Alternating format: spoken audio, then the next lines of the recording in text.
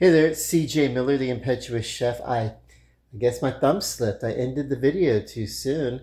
I wanted to just transition over to a tasting video within the same video, but that's okay. I'll do a second part. Okay, hang on. One of the things that I like to do is I like to lay a grill uh, like this on top of a cookie sheet, and that way everything moves around and gets underneath the fries, these crinkle cut fries.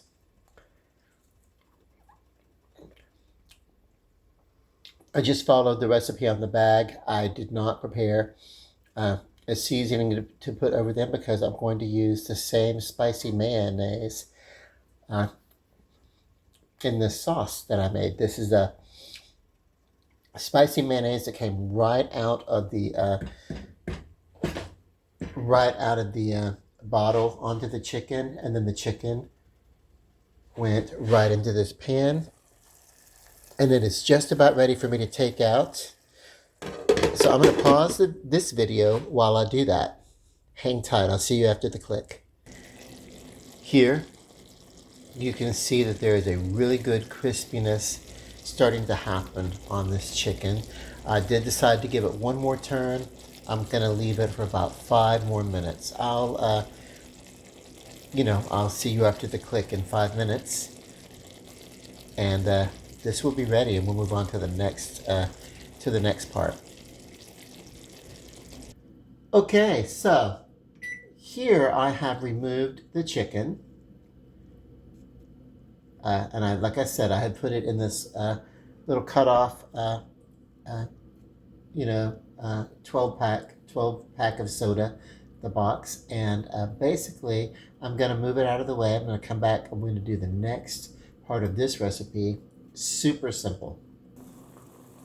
Okay, so this part is called the deglazing of the pan. Underneath this pan, there's a little bit of charring that's sticking, but that's a lot of good flavor. We want to pull that up. Now you can use wine if you want to, anything like that. I don't drink, so I'm not going to use wine, but we want to get this. I want to get it really, really hot. So I'm going to turn the fan on.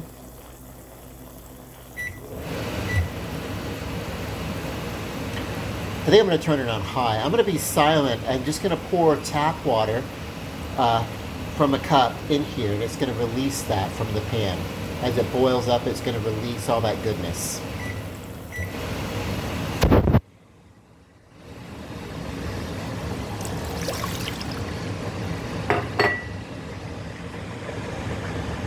There we go.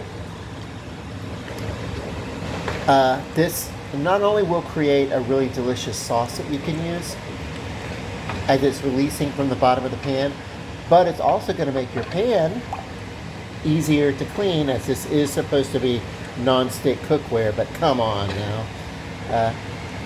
I've never known non-stick cookware to be totally non-stick, but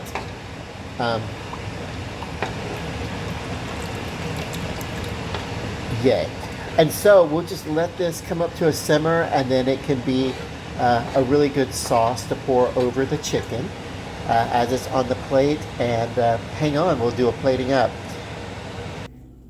So to that, you could have added, if you wanted to, a little bit of cornstarch, just in a little bit of water. It would have thickened that up, and it would have made a great sauce and everything. I am going to actually use the same mayo that I used to marinate the chicken and to put on the chicken that I fried them in. I'm going to use that for dipping for the fries that I have. So I actually didn't need to do that step. So deglazing the pan and all those pan drippings and all that goodness would have made a great sauce, but I didn't need it. And you see how it's really basically lifted and cleaned the bottom of this pan. So now it's going to go to the sink, and we're going to do a washing. I'm going to wash this while it's really still hot, basically. If you did something like this, and then that stickiness on the bottom of your pan, if you don't clean it immediately, whether it comes out of an oven or a pan or something like that, if you don't get it cleaned immediately, it's going to be tougher to clean later on. So you really want to clean a pan like this while it's hot. There you go. One light sink washing and it's ready to go. I'm going to clean up here and then we'll do a tasting. And here we are. And so it's a great panade, pan-fried, I should say. But because there's no breading on here, maybe it's closer to use the word saute. Sauteed in chicken.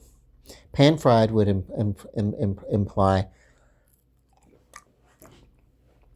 a breading of some sort. Some of these terms arise interchangeably, or they arise through different methodologies. But a panade is when you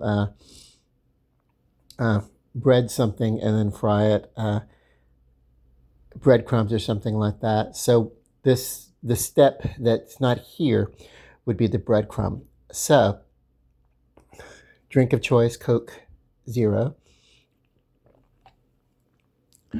And you may notice the absence of cutlery or tableware. You don't need that for this. This is, you did a regular treatment, a regular thing like this without, like maybe used a regular mayonnaise instead of a spicy mayonnaise, you might even be able to serve this to children who are a little bit on the picky side.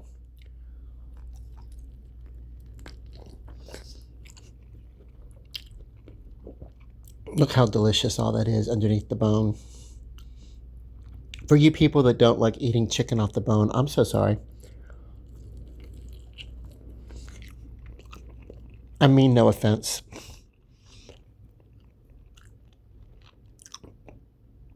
I know that it is not a genteel way of enjoying your chicken, but, you don't need ketchup. You can use the same mayonnaise for your dip.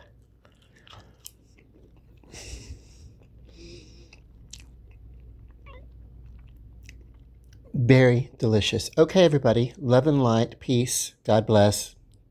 Bon appetit.